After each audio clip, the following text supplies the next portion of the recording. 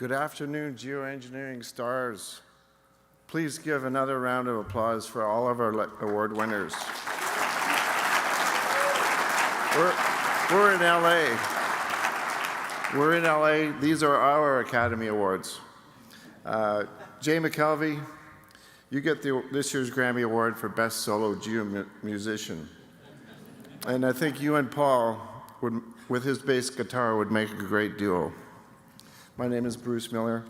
I'm proud to represent CONTEC, who are very fortunate to sponsor this special 2023 60th anniversary Karl Terzaghi Lecture.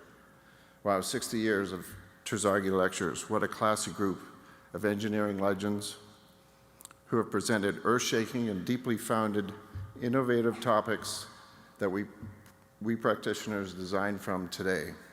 With respect, we should take a moment to appreciate our previous Karl Terzaghi lecturers and award winners. So if you can, as you can, could you please stand and be recognized?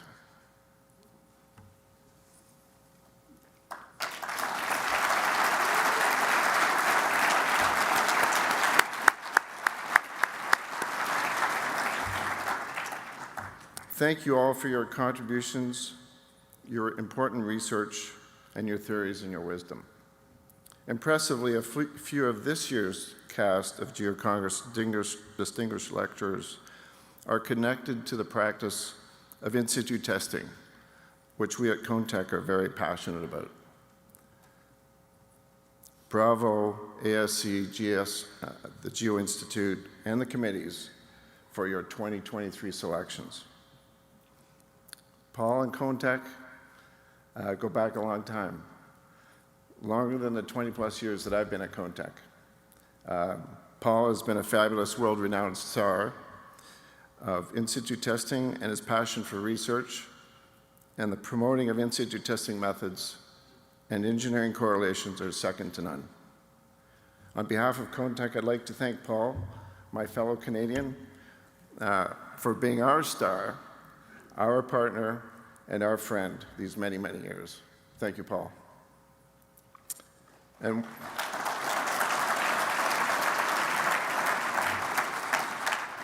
one final reminder before they start playing the music to get me off the stage.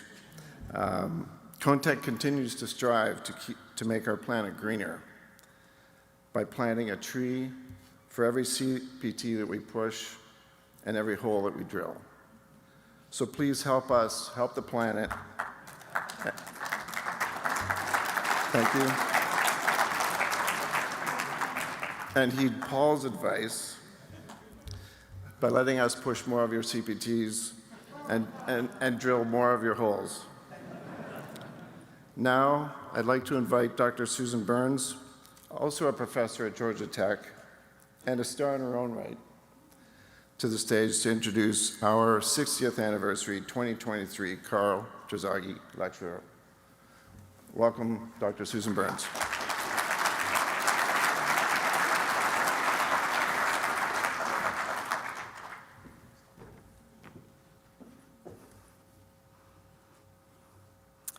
Thank you so much. It's such a great honor to be here tonight to introduce my advisor, my colleague, and my great friend, Dr. Paul Mayne, Professor Emeritus in the School of Civil and Environmental Engineering at Georgia Tech. Paul is an internationally recognized leader in the field of in situ testing and site characterization. And he recently retired from Georgia Tech after a highly distinguished 30-year career on the faculty. Paul earned his undergraduate and master's degree from Cornell University, after which he joined law engineering, where he worked for 10 years, ultimately rising to the rank of senior geotechnical engineer. He then returned to Cornell, where he earned his PhD in 1990 and joined Georgia Tech that fall. I was an undergraduate in the first class he taught at Tech. Paul's had such a tremendous and wide-ranging impact on our profession. He's the author of hundreds of publications. In addition to his normal teaching load at Georgia Tech, he's taught roughly 130 continuing education courses. He's delivered dozens of keynotes, named lectures, And in 2016, he was aptly named a Geo legend. Throughout his career, Paul has also pursued a range of service activities, including serving as ISS MGE Vice President for North America. And this is just a small subset of the enduring contributions he's made to our profession. Anyone who knows Paul knows that he lives and breathes site characterization and soil behavior, as well as CPT testing. Indeed, he's perhaps the most well-known conehead in our profession. Paul is always ready for an in-depth discussion of K-Naught, OCR, clay behavior, sand behavior, CPT, the drawbacks of the SPT, and as well, how to interpret those data in order to predict soil behavior. You don't have to work with Paul for very long before you'll get the question, where are the dots? And that's because Paul ensured that everything that we did always connected back to real-world behavior of whatever problem we were working on. His insight into soil behavior stems from years of expertise and an encyclopedic knowledge of the literature, combined with an uncanny intuition and ability to ground truth, what our tests tell us about what the soil feels and therefore how it will behave. I can recount dozens of times I've seen someone ask Paul a question, or I've asked him a question, and he walked immediately to his journal collection, pulled a seemingly random volume off the shelf, and flipped to the perfect reference to answer the question. While his knowledge is remarkable, as his former student, what sticks with me is the generosity he always showed as a mentor and as a researcher. The philosopher Simone Weil once said, "Attention is the rarest and purest form of generosity." And I can honestly say that Paul was never once too busy to answer a question or to engage in discussion. One of the most clear and ever-present memories I have of Paul is the time we were on a tailings dam in Tucson, Arizona, in the middle of the summer. We were performing cone tests, working off the back of a drill rig, and it was literally hotter than hell.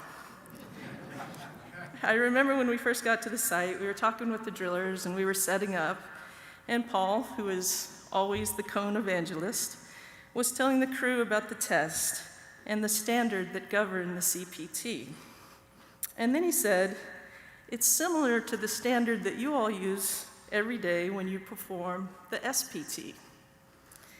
And unfortunately, one of the drillers said, "No, there's no standard for the SPT." So I held my breath because I was pretty sure that the wrath of God was about to descend down on that poor fella. But what followed really was one of the most remarkable moments of teaching I have ever witnessed. Paul was firm in his correction, but he was pure teacher. He focused on educating, guiding, and encouraging. It's a memory I hold close to this day, and one that I strive to emulate in the work that I do every day. One of the greatest lessons that I learned from Paul is that it's important to work intensely hard, but it's also important to be serious about the balance of life. For example, Paul's a talented musician. He has used that skill in order to bond our group, frequently hosting jam sessions during Geo parties. And for the students who worked with him, Paul and Karen opened their home to us and served as our second family as we worked our way through the rigors of graduate school. And for that, I'm eternally grateful. In closing, I think there are many ways that we can quantify impact: the number of publications, citations, number of students taught, and Paul pegs out every one of these. But when Paul retired from Georgia Tech, it was in the middle of the pandemic, so we were unable to hold an in-person retirement ceremony.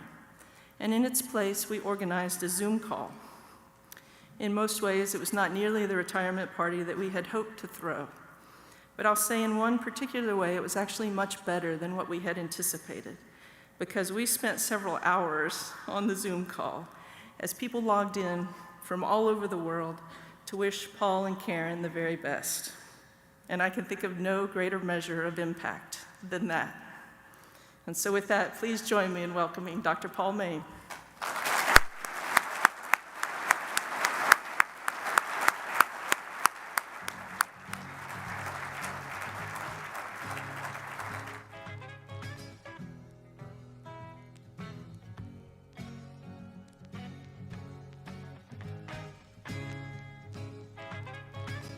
For the past 60 years, Terzaghi lecturers have analyzed the state of the art, pushed the boundaries of knowledge, and helped our community anticipate future trends, challenges, and opportunities. Preparing the talk is intellectually stimulating, yet delivering the lecture to all our community is one of the most humbling experiences. Today, we look forward to Paul's presentation. Without any doubts, he will indeed penetrate deep into the topic. Congratulations, Paul, on your selection as the 2023 Terzaghi Lecturer. For me, this is the highest honor a U.S. geotechnical engineer can receive. It is the most prestigious recognition from our professional home society. I hope it means as much to you as it does to me. I'm curious to see what you choose as the topic of your lecture, as you've addressed a broad range of topics in your career, from critical state soil mechanics to in situ testing. Maybe you'll just pull out your guitar and serenade us with a paean to the cone penetrometer. Wouldn't that be a treat? I guess we'll soon find out what your topic is. So, congratulations on receiving the top honor the Geo-Institute, our professional home, can bestow on someone. And make no mistake, despite the fact that you and Beldard claim to be from France, the Geo-Institute is your professional home, and we are proud to claim you as one of our own. Arizona in Phoenix, and it was a wonderful, wonderful experience. I had an opportunity to talk about pipeline systems, both from a geotechnical and a structural point of view. And it was wonderful to stand up at the podium to look out at an audience which was virtually 1,000 people, and give the lecture in front of friends and close colleagues and people that I've known for a long time. I would like to pay homage to this year's Terzaghi lecturer, Paul Mayne. Paul got his PhD at Cornell. He and Karen, his wife, were here from about 1987, 88 to 90. And it was really wonderful to interact with him. He has since achieved much in his great career. And he's done a wonderful job with the cone penetration test and making evaluations of site conditions and applications to geoengineering projects. So congratulations, Paul. It's wonderful for you to be the Terzaghi Lecturer.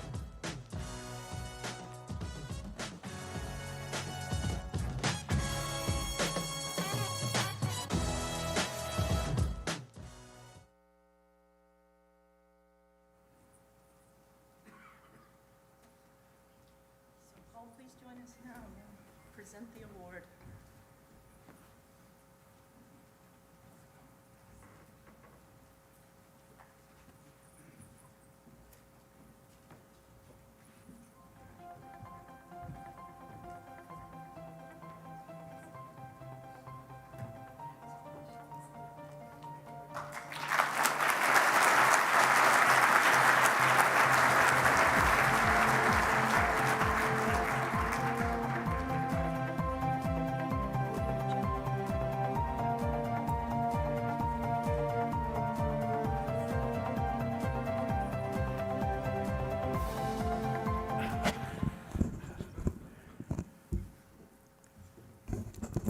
Thank you so much, and thank you all for coming today.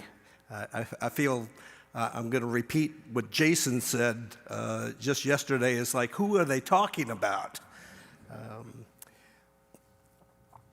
Let's move on. I'm going to talk a little bit about contributions towards geoparameter evaluation using the cone penetration test. And just to define my acronyms, that's CPT, CPT. And before I get too far, I'd like to thank the faculty that I've been able to work with over 31 years at Georgia Tech. This is a snapshot of what we looked like 10 years ago. I happen to be able to put my hands on that photo to put that together. And of course, since then, we've been lucky to add Professor Sheng Dai and Professor Jorge Macedo, who are rising stars in their own right. So hopefully we'll get a nice new picture that I could show you soon. As far as the Terzaghi Lectures go, we have 60 years now. The ones that are listed in purple, I had the pleasure to meet, and in some cases, many cases, I was able to become friends with them, good friends, colleagues over the years, and so I was very fortunate. It's about maybe 70% of them, and so that was pretty good number, I think. In fact, I'm sort of an amateur photographer. You've never seen these pictures before because they were taken with my camera, except for Jerry Leonard's. All these pictures are mine. And so I was very fortunate to, again, spend time and meet many of the former Terzaghi lecturers. And so, obviously, we all know what I think some of us call the first principle of soil mechanics, the principle of effective stress. And that says that the effective stress equals the total stress minus the pore water pressure. And perhaps that's one of the reasons that I like the cone penetrometer so much, is it measures the total stress, QT, and it measures the pore pressure, U2, so it gives us that capability that we really need to fulfill the mission of Karl von Terzaghi, 1947. My name is Mayne, dots are my game. I've spent a lot of time, you can ask my wife Karen, 37 years, she would do the crossword puzzles and she was wondering what the heck I was doing with an engineer's scale and a calculator. But yeah, I started out manually getting the dots that way. And of course, we eventually went to a digitizing tablet and now you can just use your mouse. But it started out slow and I think there's a lot of value in dots. I like to see the dots because I think they help tell us the story and show us where we're going. So, I had to pick something, and it happened to be CPT. And I have the ASTM standard, but I think more and more we've got to move to the ISO standards. So you'll hear me talk about total cone tip resistance. That's listed down there in the red letters. There's the pore water pressure, U2, shown in blue, and the sleeve friction, FS. I hope you are familiar with these terms already. Otherwise, you're going to be lost for the next 50 minutes. But we have some way. We push this into the ground at 20 millimeters a second, typically with 1 meter rods. We take the readings, let's say, every second. We have thousands and thousands of data. It's just so awesome. Here's a sounding that I borrowed from Ethan Cargill's work. So I like to call them the squiggly lines. We have red squiggly lines. That's QT, the cone tip resistance. Then we have green squiggly lines. That's the sleeve friction. And then we have blue squiggly lines. That's U2, the pore pressure at the shoulder. And what's nice about that is you have 3 separate readings that are telling you something about the soil behavior.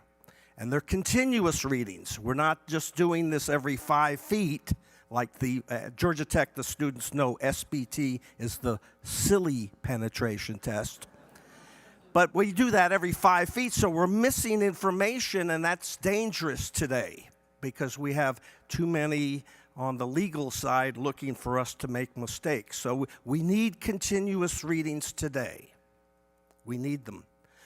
I don't have time to walk you through each of these, but we have to post-process those 3 readings And so we have, I think you're familiar with these already, net cone tip resistance, excess pore water pressure, effective cone resistance. We have normalized parameters, capital Q, also called capital QT, capital Q subscript T1. Here's one that you might not know so much about. Capital U, or uppercase U, is just the excess pore pressure normalized to the effective vertical stress. BQ's been out there for 30, 40 years. F, the normalized friction ratio. Perhaps another new one, capital Q subscript E, is the effective cone resistance over the normalized effective vertical stress. And then, of course, the last one is an updated capital Q that has a variable exponent. So I do buy into Peter Robertson's chart. This is not the original one he did in 1990 because he modified it with QTN. But the essence is in there in that he has 9 soil behavior types. He uses a parameter called I sub C. I didn't add the Robertson and Wright, I just left it as I sub C. But it's in terms of capital Q and capital F. You can use that equation yourself. And it's essentially the radius of an arc of a circle that defines 7 of the zones 2 through 7. There are other algorithms that can be used to separate out zones 1, which is sensitive soil, that's important, versus zones 8 and 9, which are over-consolidated in the upper right-hand corner there. So I do use that parameter, as you will soon see. So here's my overview. I'd like to talk about effective stress, friction angle, phi prime, or as my friend Charles Peter Roth called it, phi dash. We're going to talk about sands and clays. I'd like to talk about the effective yield stress, formerly known as pre-consolidation, for all types of soils. A few comments about sensitivity and remolded strength, state parameter, undrained shear strength, and new directions for the cone heads. You can't read all that, I understand that.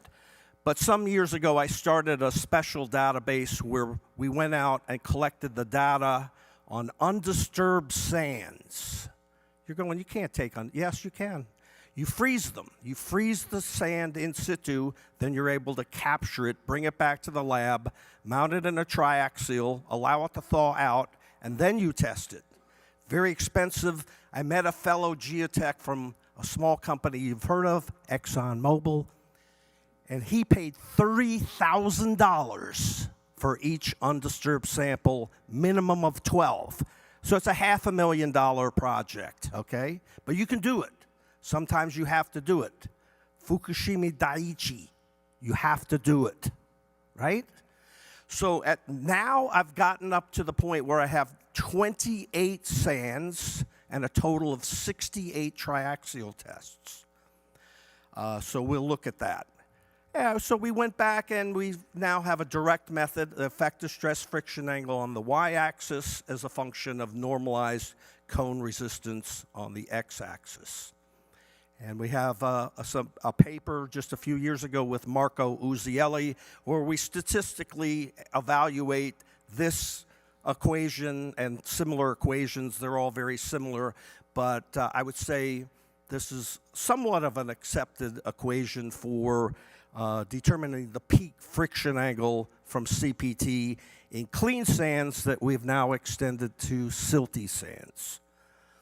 What I didn't see coming was the fact that there's also a relationship where friction angle of sands and silty sands decreases with the CPT material index. And you can see that there's a trend there.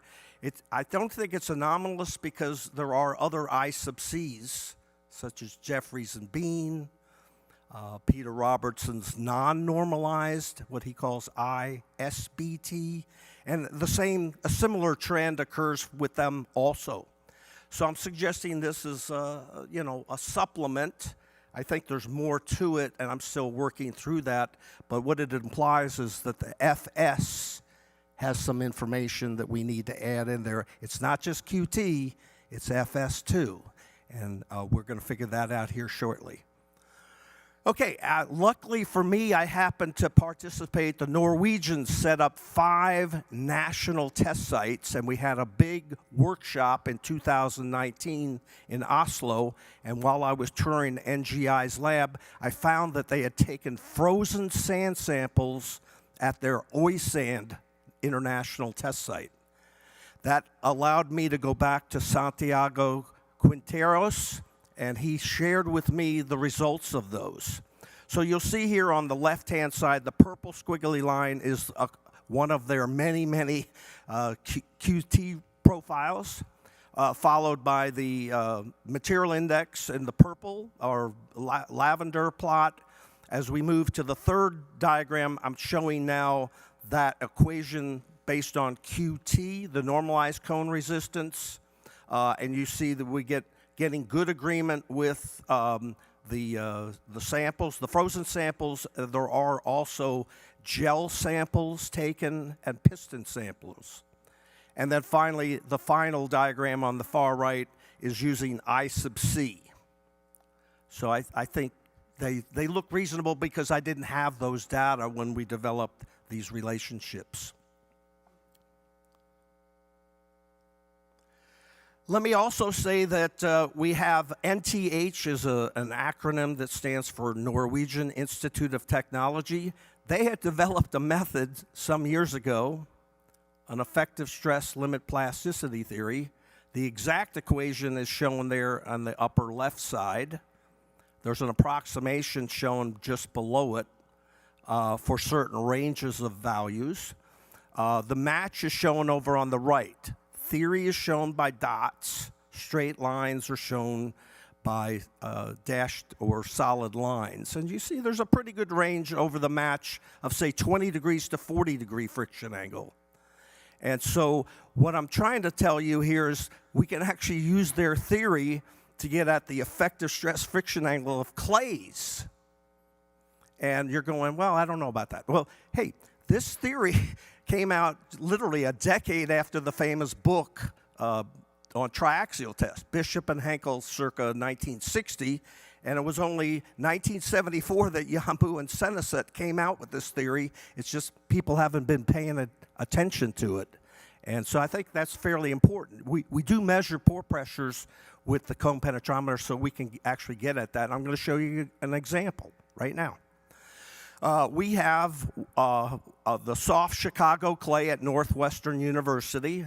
That was actually the site. We had a Geo-Congress in 1989 hosted by Rich Finno. He has, at the site, he has sand layer, but we're interested in the clay layer from, say, 11 meters to 18 meters. That's soft Chicago clay. You can see the I sub C parameter on the right, and Georgia Tech rig on the far right there. And the sensitivity is fairly low. It's about 2. If you take those data, the QT and the U2, you can post-process them. We're not moving. Oh, good. If you, on the lower left side, if you plot Q net versus effective vertical stress, that gives you capital Q. Uppercase Q is 3.05 for soft Chicago clay. On the right-hand side, delta U2 versus net cone resistance, the slope of that is BQ, 0.788. You can plug that in the equation up the top. It requires iteration, as you can see, because Q's on the left side, and BQ and friction angle are on the right side. But you could do it, it's roughly 28 degrees. Or you can come into the chart here, Q with a BQ, a family of BQ lines, and get the friction angle here is chart form 28 degrees. And on the right-hand side are the results of a whole series of tests by Rich Finno, and more or less it's 28.3 degrees for this material. So it's not a new theory. 1974, wow, that's a long time ago. And I think it's fairly interesting that you're going, how could that be? What's the principle of effective stress? Hey, Look at the triaxial test on the left side, and look at the piezo cone on the right. It's the same equipment. You have axial load cell, you have a pore pressure transducer, you have a filter element, and you have a displacement center. It's the same equipment. Do you want to test one perfect cylindrical specimen, or do you want to test billions and billions of soil particles? For a similar amount of money, by the way. So I think I've came up with my own answer on that, but you'll have to come up with yours. Anyway, we've spent a lot of time calibrating this NTH method. At the time we came out with our first publication, we had 105 clays, natural clays, that we had taken, I stole the data from you all. You all went out and did these individual test sites. And on the y-axis is the measured friction angle from a triaxial test. And at the same elevation, I have QT and U2 from a piezo cone. And we applied that method, and you can see we're going from 20-degree friction angle to 30, all the way up to 45-degree friction angle in clays. So I think they're comparable. They're giving us comparable answers, and I think that's very powerful. We've now extended that. We're probably up to over 200 clays, but I like this diagram because I have a different dot for each clay site. You could track each one of them. Let's look at the chart here, QTN versus F. So the database I showed earlier on undisturbed sands to silty sands would take us up to a value of I sub C of 2.6. Hopefully you're familiar with this already. So I was pushing the limits by taking the data from Opelika National Geotechnical Experimentation Site. Let's look at that in a little detail, because I'm right on the edge there. Conceptually, when I sub C exceeds 2.6, I'm in undrained penetration. So here's the site. It's a 350 hectare site in Alabama, currently managed by Jack Montgomery. We have on the left-hand side, we have QT and FS from an average of 22 piezo cones, because we've been testing down there for 30 years, so in my academic career. I also have a sounding that Ethan Cargill did there just a few years ago for Fikret's PhD, sorry. And then I have I sub C, you can see, is around 2.6-ish. The fines content is about 50%, and D50 is about 0.075. It's right on the border. It's right on the border. It's not really granular, and it's not really fine grain. It's in the middle, right on the edge. So it turns out we have many triaxials there, and we have a paper in CPT 22 if you want to see the details. On the left-hand side are the normalized cone resistances. You see the BQ is 0, essentially. And then on the right-hand side are the different methods to evaluate friction angle as if it were drained. It was like sand. I have the earlier Robertson-Campanella method, which more or less agrees with Kulhowie and Mayne method, which the modified Kulhowie and Mayne using QTN. Those are shown there. And then I have that NTH solution, which is undrained penetration. And it's also showing they're all saying the same thing. And even that new I sub C. So regardless of whether you wanted to analyze it as drained or undrained, you're getting the same friction angle. It's about 36 degrees. And I think that's very interesting to be right there on the border.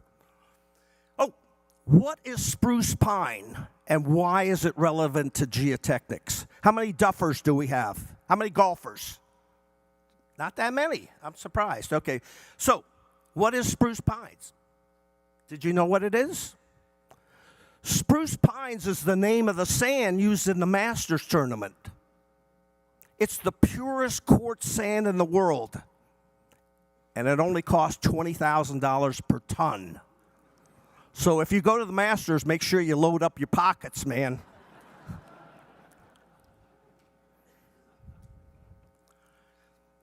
My first paper, written by myself in 1980, camp clay predictions of undrained shear strength. I collected data on, I think it was 96 different clays. Here's an assortment of them. And I think what's important is undrained shear strength relates to the effective stress. It relates to the effective friction angle. It relates to the over-consolidation ratio, the ratio of the compressibility parameters. It fits in with Shansep, and it fits in with critical state soil mechanics. So that was my starting point. You can flip this around and solve for OCR in terms of the other parameters, and that's what I've done. We did that, and now we use the cone to populate the other parameters so that we can get at what we now call yield stress ratio. Well, we retermed OCR as yield stress ratio. Not me. It was John Berland. It was Richard Jardine. It was Serge Leroyer. It was all the soil behavior guys that realized that there were other factors that caused a quasi-preconsolidation or an OCR effect, but by other means than just mechanical loading, unloading. So here it is. Here it is inverted. It's a cavity expansion critical state analytical method for CPTU in normal clay. And so the first, on the left side, we have yield stress ratio in terms of capital Q. Second, yield stress ratio in terms of capital U. And then you can combine those two equations and get a yield stress ratio in terms of normalized effective cone resistance. The reason to do that is you can drop out the rigidity index. But once you do that, you can also take the third equation and plug it into either 1 or 2 and actually solve for rigidity index. So I think that's kind of an advantage of our method over other people's method is they don't actually tell you what the rigidity index is. But here, let's go back to soft Chicago clay. Here's the rigidity index equation I'm recommending. You have to know the friction angle. That's in terms of capital M or M sub C. In this case, for 28-degree friction angle, M sub C is 1.11. And now here's a new parameter I'm introducing called A sub Q. I think it's best determined as a single parameter over the clay layer. It's what I call delta U sigma. It's not delta U. Delta U2 is U2 minus U naught. This is U2 minus the total vertical stress. And the plot on the right shows that versus net cone resistance. And so A sub Q is a value of 0.46 for this soft Chicago clay. When I do that, I solve and I get a rigidity index of 147. And that also gives me my cone bearing factor because I'm using Vesich equation, so I have a bearing factor of 10.6. If I plug that back into the equation, you can see that I have now capital Q, capital BQ. There's my friction angle profile. I already showed you we got a good friction angle from that. And now here's my match with Rich Finno's undrained shear strengths. The green line's from the cone, the yellow dots are from the lab, and then the final plot on the right are 3 equations for yield stress in terms of from the cone versus the red and yellow dots, which are from the lab. So I'm able to get the cone to give me all of the parameters that I need to do my job properly. And in a consistent manner. I think that's the important thing. These are all matched together. They fit with critical state soil mechanics, and those of you that still like Shansep, it fits with that too. Oh, by the way, when I'm talking about U2, I'm talking about this one over here on the piezo cone. I'm not talking about the band, but sometimes playing music, put the headphones on. Yeah, that's good. You need something in the background there to keep you going. And a glass of wine doesn't hurt either.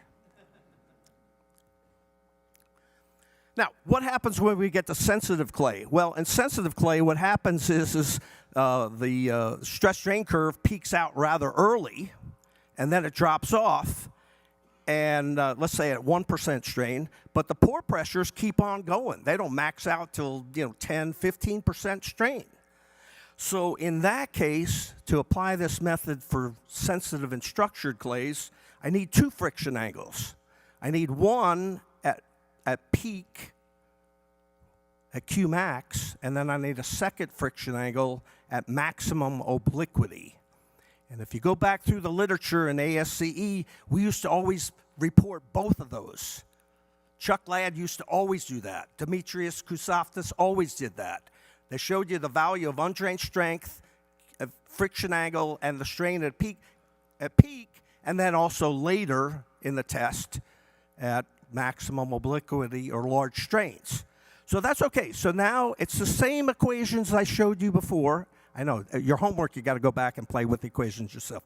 But what we do now is we assign the friction angle at Q max to the first equation and the friction angle at maximum obliquity to the second equation, and then that more or less kind of solves the problem. It does change equation 3, as you see there, but there's no rigidity index, but we can actually solve for the rigidity index, and for that you also need 2 friction angles. So I don't have time to walk you through that, but we have about 15 papers, 20 papers where we've shown this. If you're interested in that, I'm just going to show the highlights, and this is, I picked the 3 that we've done in the United States. This is New Hampshire. This is Jean Benoit's test site for New Hampshire DOT. The cone soundings on the left. The 2 friction angles that I need are the next diagram. I get a rigidity index of 260. It's a structured material. But look at my match with the equivalent CAUCs, and then the final diagram is showing those equations for yield stress ratio and the consolidation data that we have. So I think we're getting a very great match, and they're all consistent. They're not just random evaluations of each of those parameters. They're all internally consistent, both in terms of Shansep and in terms of critical state soil mechanics. Here's another example. This is sensitive Presumpscot clay up in Portland, Maine. Same idea. I have those same parameters shown there. The dots are the lab reference. The continuous squiggly lines of different colors are from the cone. And I think that's the best way we can do it. If you have lots of data to help calibrate you as you put that together. The final example is the one I showed last year at Geo-Congress in Charlotte.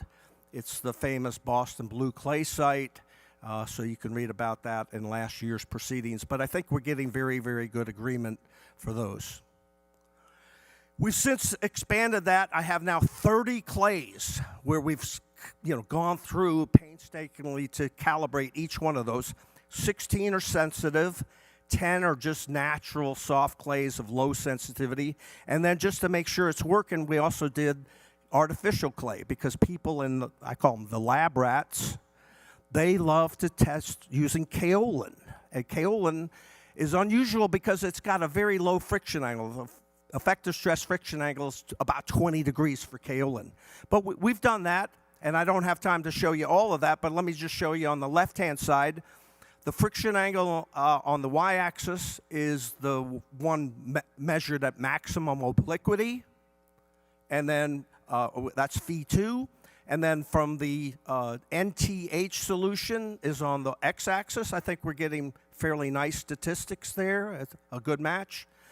The figure in the middle is the ratio of phi1 prime to phi2 prime, and it's a function of that parameter I just showed you, A sub q. A sub q, again, is U2 minus sigma V naught over Q net. And I'm saying that clays are sensitive when AQ exceeds 0.5. If AQ is less than 0.5, it's an insensitive clay. And then finally, using the 2 diagrams, the first 2, I can now get at phi1 prime, which is the value of friction angle at peak. If you're a sand person, it's the instability line. But if you're a clay person, it's the value at Q max. Okay, the final thing is, and I just didn't have time to show it, but if you go back to Susan Burns' PhD, you can put it into a form that looks exactly like Oxford, the famous Holsby and Tay. That's the most popular way to evaluate dissipation. Look at it. It's the same equation. The only difference is her capital T prime, or T50, comes from a different theory, so that value's 0.03. It's not the one from strain path method. And rigidity index is raised to the 0.75 power, whereas again, Holsby and Tay, it's to the 0.50 power. So that's the only difference. That's the only difference, really. But here's where I think we have an advantage. We actually tell you what the rigidity index is. You don't have to make it up. You don't have to assume it's 100. It's a real value. You can calculate it.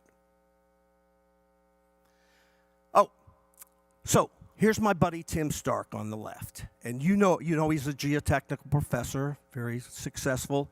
And he also went on and became a lawyer. And he's a conehead. Awesome. And so once in a while, he's asked to do some free work as free legal. That's called pro bono. Here's my friend Rodrigo Salgado with two of his advisors. Again, geotechnical professors, coneheads. Now, if you do free work, free CPT work, it's pro bono.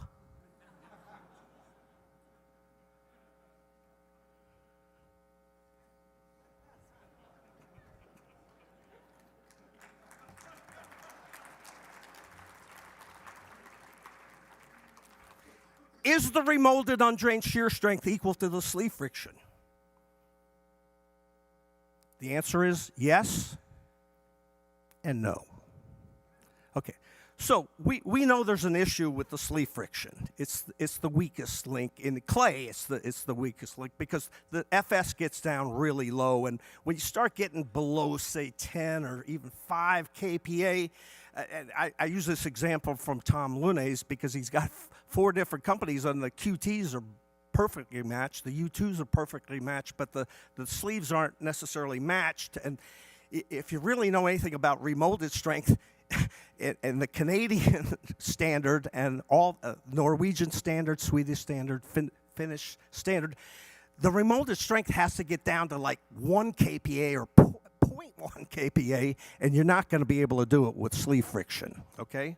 But so that made me go look for the dots. I had to go get the dots. So I went and I found 12 clays of low to medium sensitivity, and it's awesome. I mean, I'm showing it on a log scale just because we're going from, say, 5 kPa all the way up to 200, 300 kPa. Yes, yeah, undrained remolded strength is equal to the FS. Look at the R squared, 0.978. with 164 dots, okay? I also did it log, just so you could see if the statistics are similar. And so yes, if the sensitivity is less than 10, that's a good way to get the remolded strength. Here's data from 5 sensitive clays. I got the famous Leda clay, National Test Site of Canada. I got the Dover site, Boston Blue clay, Pernio, and Quick clay from Norway. No. If the sensitivity is over 10, well, on the average, the undrained remolded strength is about 1/5 of the sleeve friction. So it doesn't work. How can I solve that for you? I think the answer is in the pore pressure. This is in the pore pressures. So I'm using, so I can put them all together there. There's the full set. Now, one issue is there's different ways to measure remolded strength. So I don't have time to discuss that with you, but I think fall cone would be the preferred method, although it does depend on the quality of the samples you take.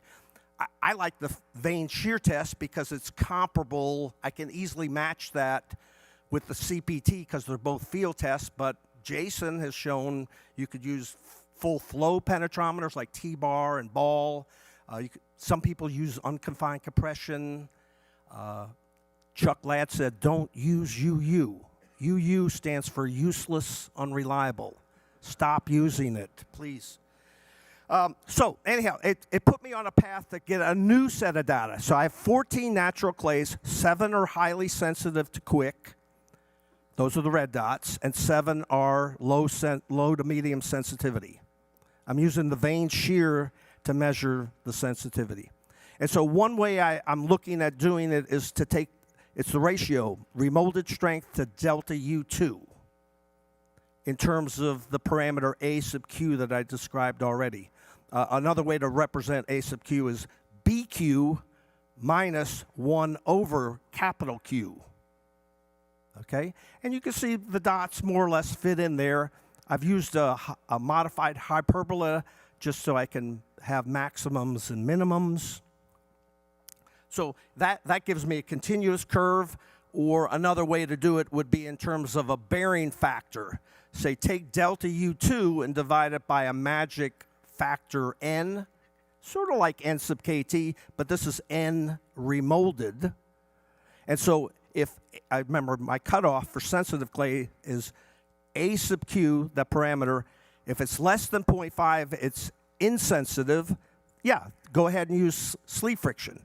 But if it's greater than 0.5, then you can use this linear equation. Finally, maybe you just want a quick estimate of what's the sensitivity. So here it is shown. Again, the cutoff is A sub Q of 0.5.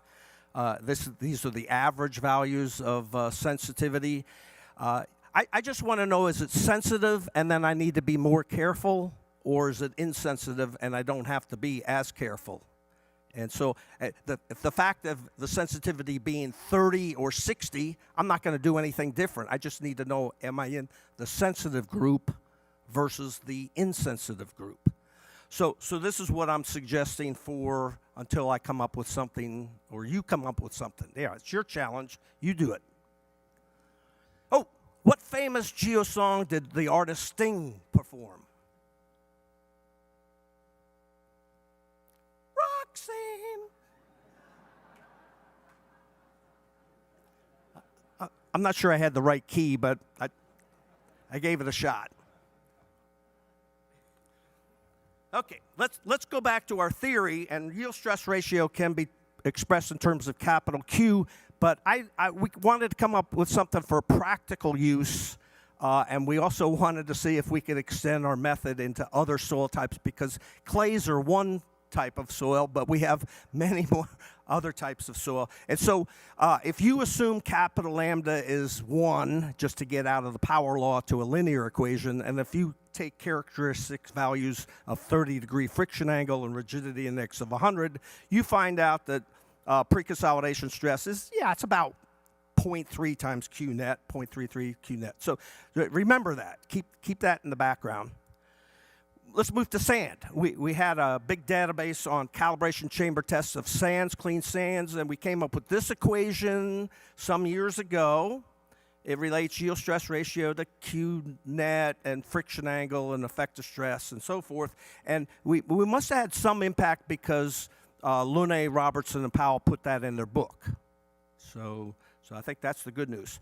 Now, I can simplify that equation. I'm up on the left, and if I adopt a characteristic friction angle of, say, 35 degrees, I can drop that down to a simple equation in the lower lavender box there. Pre-consolidation stress is 0.32 times Q net raised to the 0.72 power. It has to be in units of kPa. But I also just showed you for clays, pre-consolidation stress is just 0.33 Q net to the 1 power. So that suggested to us a general form shown by the bottom line. And then we went to populate that. And that's written up in the state-of-the-art paper we did at the international conference in Egypt. Again, the blue dots are intact clay. The green dots are kind of like intermediate silts and silty sands. And the yellow dots are sands.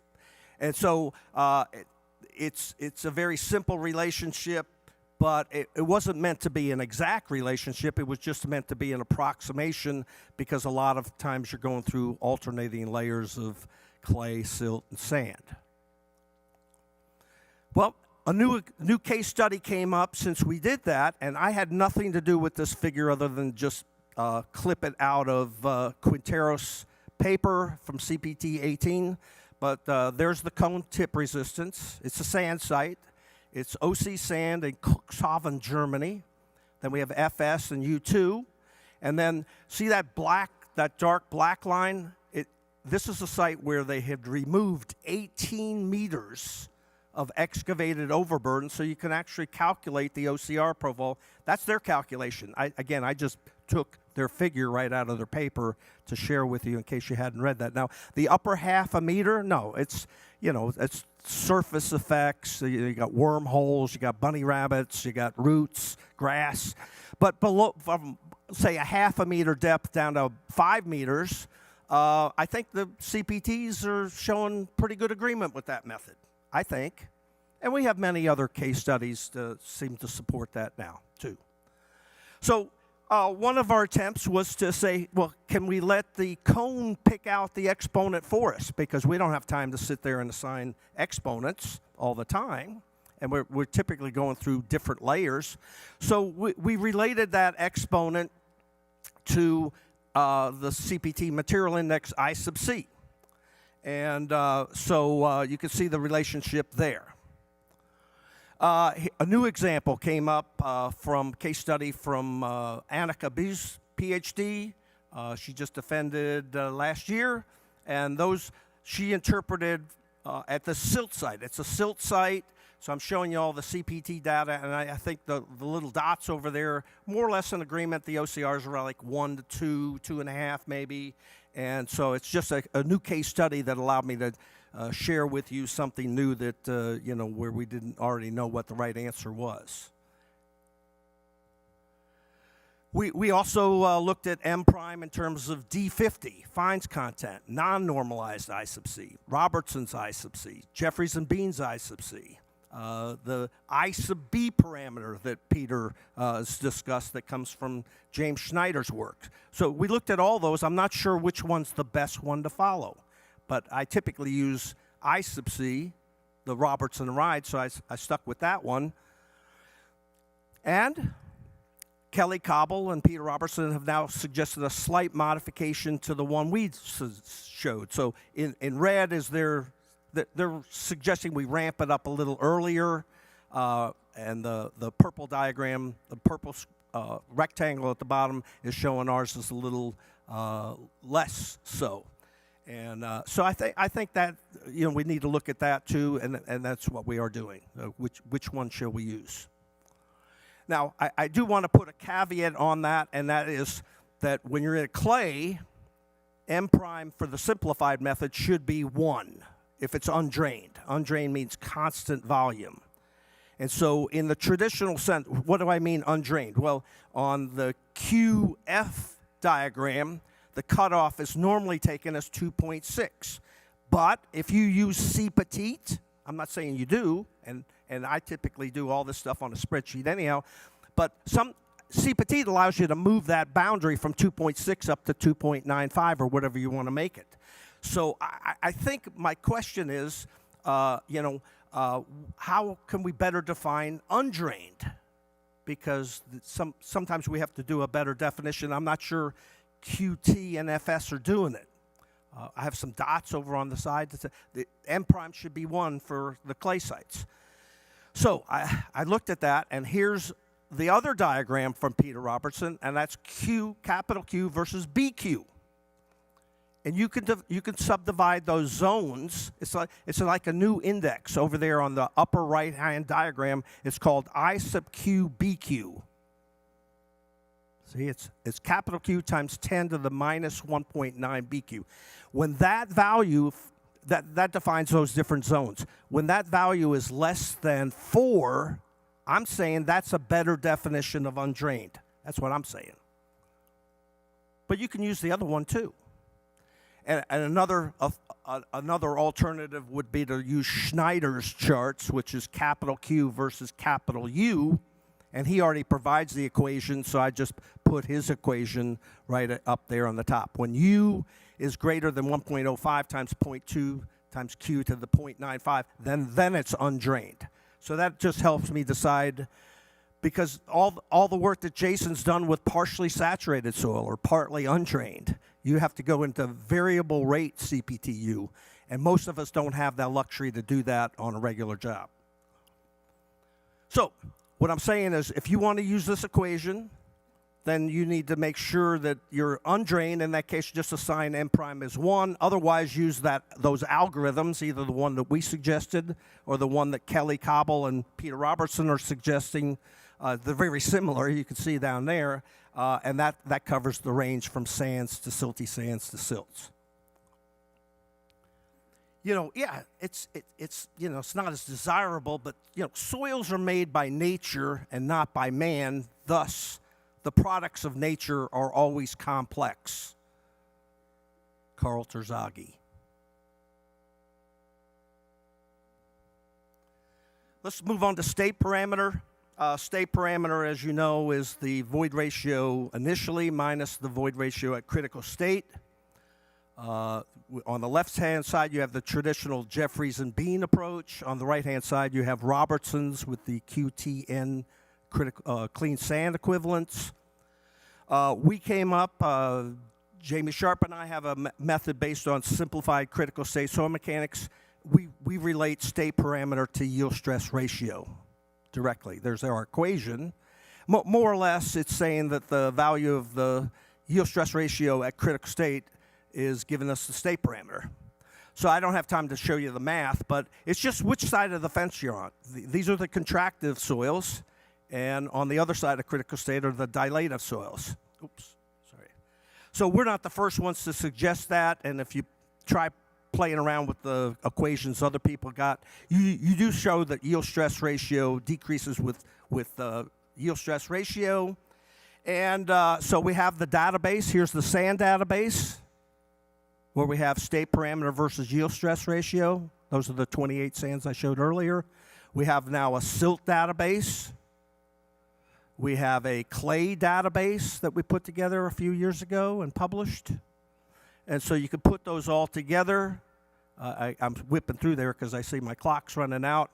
But the essence of it is that clay's the yield stress ratio less than 3 is contractive, silt's yield stress ratio less than 2, and sand's less than 1.35. So we're still working on that, but I think it's the same information. They're both critical state soil mechanics, both of them. Hey, I was wondering, what was going to be my legacy, the Terzaghi Lectures? Was it that I played music? Here I am with Jim Mitchell. Harry Poulos. Did you know he played guitar? Yeah, it's awesome. I thought about more, and I said, well, no, these guys have already played music. I think Kent Stokey had it on the mark. It says, I will be the shortest person ever to deliver a Terzaghi lecture.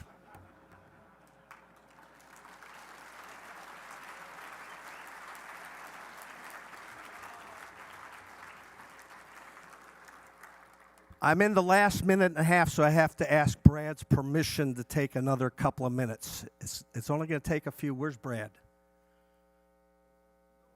Okay. All right. Okay. I'm going to skip. It's good, but I got to skip it. It's really good. I'm looking forward to my beer. I don't know if you're familiar with this brand, but I do have a can of it sitting next to my computer at home.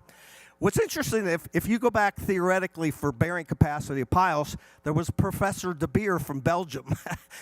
And this is a real paper, development, the De Beer theory for the interpretation of penetrometer test data. Whoa, come on. Somebody really predicted the future there.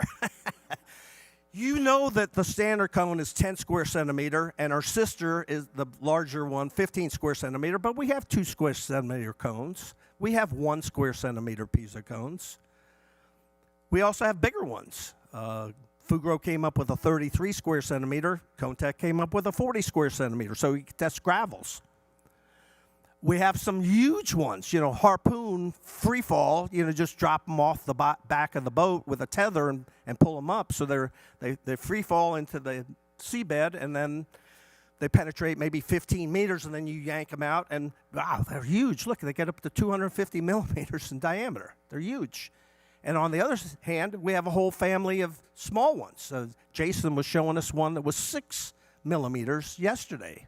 And but we do have piezo cones that are 10 and 12 millimeters, where they measure QT and U2, and it's just awesome. The South Koreans have now got it. Look, 7 millimeter, 5 millimeter, 3 millimeter, 1 millimeter. Who didn't get their vaccination shot? If you didn't get vaccinated, Brad will be giving your booster, your jab, right outside after this session with a 1 millimeter diameter cone penetrometer. Who could turn that down? Nobody. No.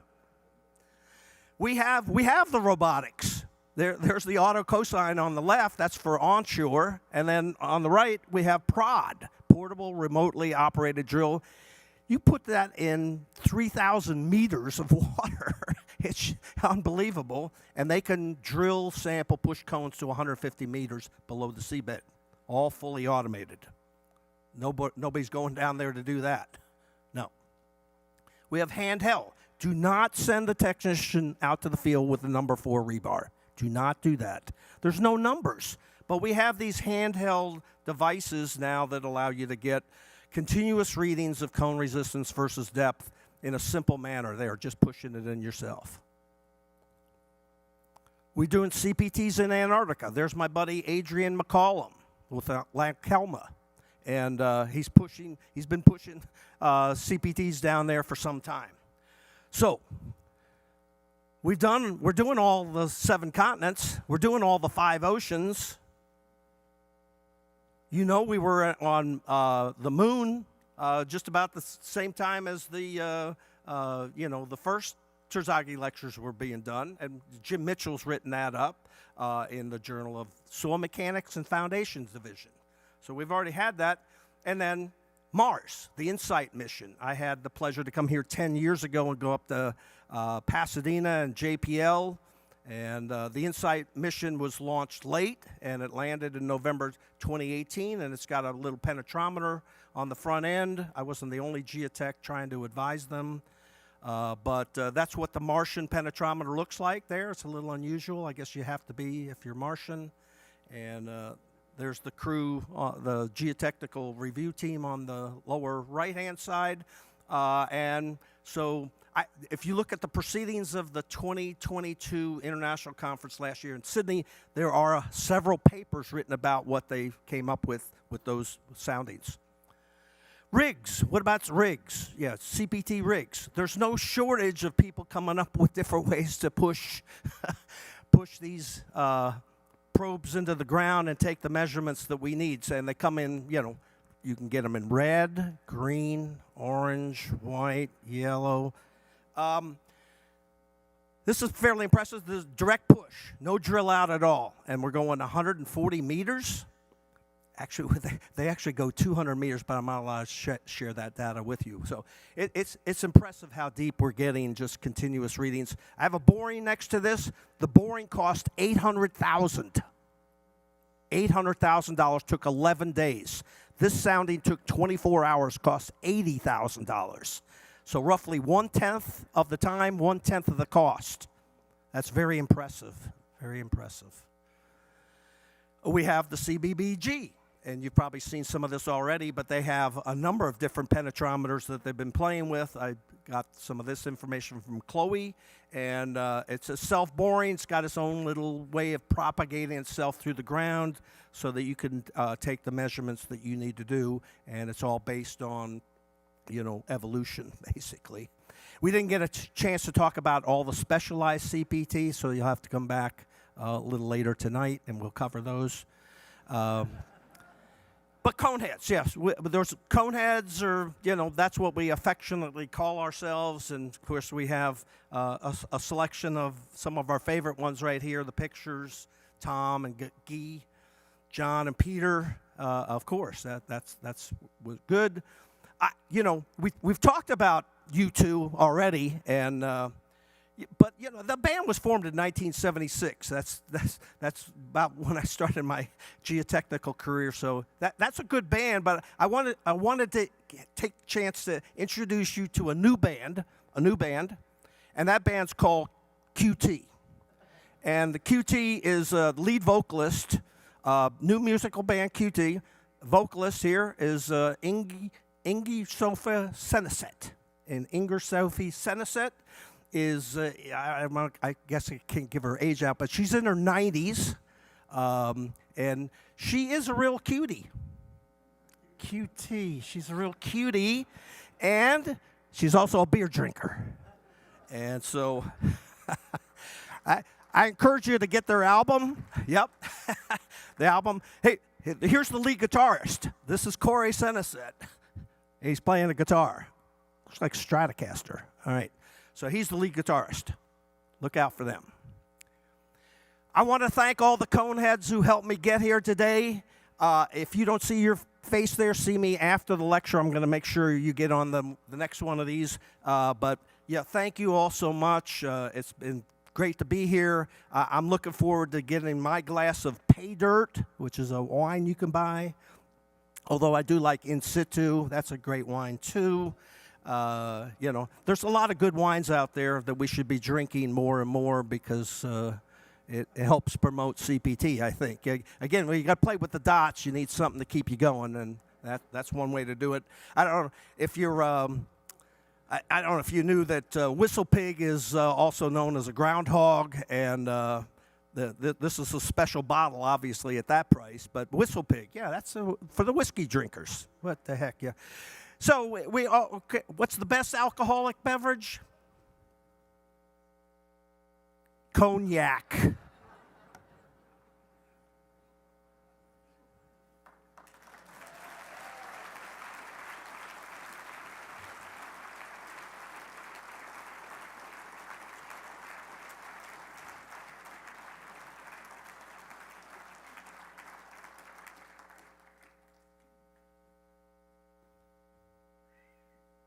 Thank you.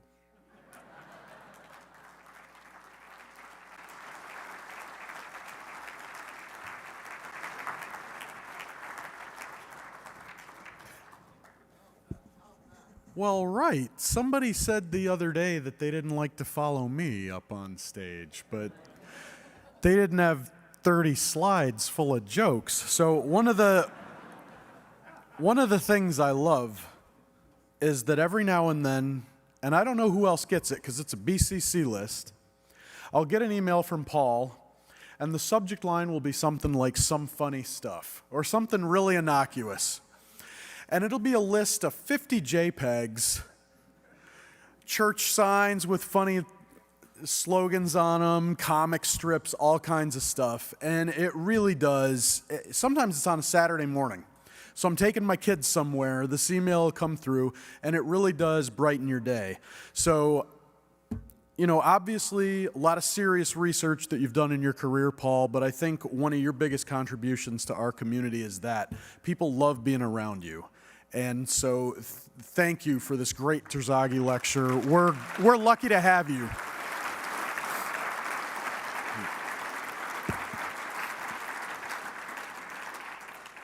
So we're just about done. We have a few announcements. One thing I wanted to say is that we had all the previous Terzaghi lecturers who are here stand up earlier. Special thing that we decided to do this year for the 60th anniversary of the lecture is produce these pins, which weigh about a pound apiece. So I apologize in advance. But we're going to be distributing these to all the previous lecturers, either by mail, if we see them in person. So a few of you have them already. I see Ken and Ed, you've got yours, and they're looking really good. So thank you for wearing them. You guys can promote them for us. And so we'll be sending those out to everybody who's not here. We also have non-lecturer ones just to commemorate the 60th anniversary, and those will be available at the booth if you're interested, and those are a contribution of $60 for GI student programs. So I also want to announce that we'll be taking nominations for the 2025 Terzaghi Lecture next, and those are due August 15th. And those can come to me or anybody on the GI board. We would love to get your nominations for the lecture. So, now our announcements to close tonight. PDH forms, you know, go get them at the registration desk, proceedings cards. You've heard that enough times by now. Thanks again to ConeTech for sponsoring this session and the lecture tonight. And thanks to all of our sponsors. And thanks for that video, ConeTech. That was really good. I've seen it a couple times now. Very cool. Remember the live streams. That sounds like some kind of patriotic slogan, but it's really not. If you're going home early, if you have colleagues at home, especially the earthquake panel in the morning, this is very exciting. We've got about 1,500 people registered for the live stream already, so we're really excited about that. We're going to reach a lot of people with that, which is very cool. We'll be back here in the plenary room for that at 8 o'clock tomorrow, and back here for the PEC lecture session at 1 o'clock tomorrow afternoon before we wrap everything up. And finally, one more congratulations to all of our award winners, I think, because they're spectacular.